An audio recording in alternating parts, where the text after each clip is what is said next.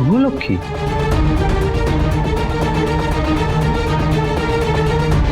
আপনি হঠাৎ? না মানে আপনাকে ঠিক এখানে দেখবো আশা করিনি। কিছু বলবেন? অবশ্য আপনাকে কথা বলার অপশন তো আমি দিয়েছিলাম, আমার পক্ষে জয়েন করার একটা সুযোগ আপনাকে দিয়েছিলাম। আপনি সেই সুযোগটা নেননি। Now it's too late. আপনি তো আপনার পরিবারের পক্ষই চুজ করলেন। মিস্টার সেন, আপনি যদি ভেবে থাকেন যে আমি আজকে মাথা নিচু করে আপনার কাছে কিছু চাইতে এসেছি, তাহলে খুব ভুল করছেন। আমি এখানে এসেছি আপনাকে সতর্ক করতে। আপনি অনেকবার আমাদের বাড়িতে এসে আমাদেরকে ওপেনলি থ্রেট করেছেন, আমাদের অনেক ক্ষতি করেছেন।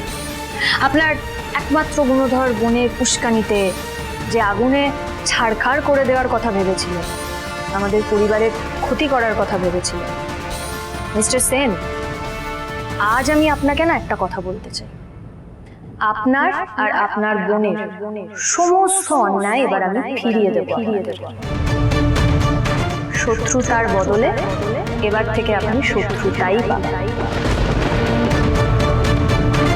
আসলে কি বলুন তো মিস্টার সেন, যেই মানুষ বন্ধু সেজে আমাদের ব্যবসার দুর্বলতার কথা জেনে নিয়ে সেগুলোকে আমাদের বিরুদ্ধেই ব্যবহার করে আমাদের ক্ষতি করে, সে না মানুষ হিসেবেও খুব নিচ্ছে, ভীষণ নিচ্ছে। আর আমার একটা কথা ভেবে না খুব খারাপ লাগছে মিস্টার সেন, আপনি কিন্তু দাদা হিসেবেও মহান হতে পারেন।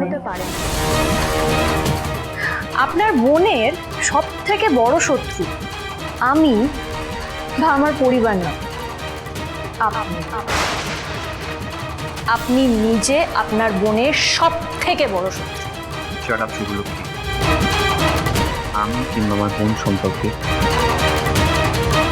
কথাগুলো বলার অধিকার আপনাকে কে দিয়েছে? আমি তো দিইনি। এই অ্যাটিটিউডটা আমাকে দেখাবেন না। শুভলক্ষ্মী রায়কে এই অ্যাটিটিউডটা একদম দেখাবেন না। আপনি কি ভেবেছিলেন বলুন তো? হ্যাঁ, আমাদেরকে সর্বহারা করে নিঃস্ব করে দেবেন, আমাদের মাথার ছাদ কেড়ে নিয়েছেন বলে?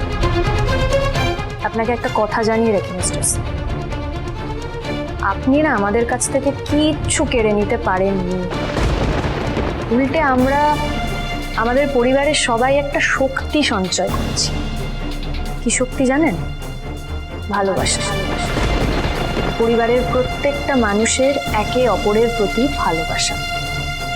এবং পরিবারের মানুষের মধ্যে যদি ভালোবাসা থাকে, তাহলে যে কত বড় বড় বাধা অতিক্রম করা যায় কত সহজে, সেটা আমি আপনাকে চোখে আঙুল দিয়ে দেখিয়ে দেব।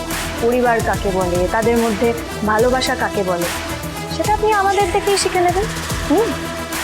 ও হ্যাঁ, আপনি আরেকটা কাজ করুন, আপনি বরং আপনার বোনকে নিয়ে ভাবুন। যেই বোনকে সঠিক পথে চালনা করার দায়িত্ব ছিল আপনার, আপনি কি করলেন? তাকে আরো অন্যায়ের পথে ঠেলে, আরো অন্ধকার পথে ঠেলে, যেই পথে গেলে শুধু ক্ষতি ছাড়া কিন্তু আর কিছু হবে না।